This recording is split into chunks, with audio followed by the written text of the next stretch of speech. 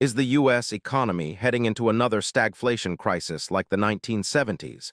New data shows the reality is very different and could change how you plan your finances now.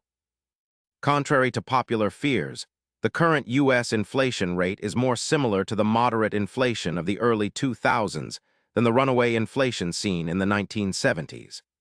Bloomberg reports that inflation today is elevated, but lacks the persistent double-digit spikes that characterized the 1970s oil crisis period. This means the inflation challenges are more manageable and less structural than many expect, changing how policymakers approach interest rates and economic stimulus. Unlike the 1970s economy, which centered on manufacturing and energy, today's economic growth hinges heavily on technology and innovation. Major U.S. tech firms continue to expand despite global uncertainties, echoing the tech-driven boom of the early 2000s. This shift means the drivers of productivity and employment are different, focusing on digital platforms and services rather than traditional industries. The U.S. labor market today shows signs reminiscent of the early 2000s. Wage growth is steady but not runaway, and labor participation rates are stable, unlike the sharp declines and union-driven wage pressures of the 1970s. This suggests the workforce dynamics are less strained, with more flexibility and less inflationary wage spirals, impacting consumer spending and economic resilience.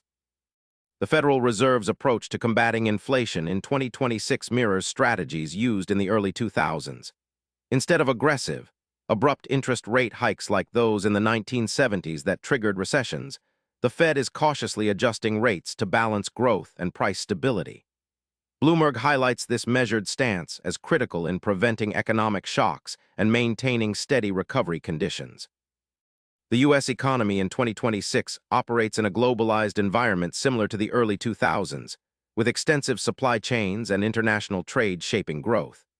This contrasts with the 1970s when geopolitical tensions and energy embargoes isolated the economy, causing supply shocks.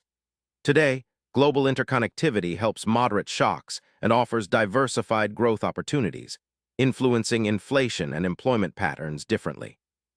What this means for you is that while inflation and economic uncertainty are real, the U.S. economy is not heading into a 1970s-style crisis. Wage growth and tech innovation offer reasons for cautious optimism. Keep an eye on Federal Reserve moves and tech sector trends to make smarter financial choices now.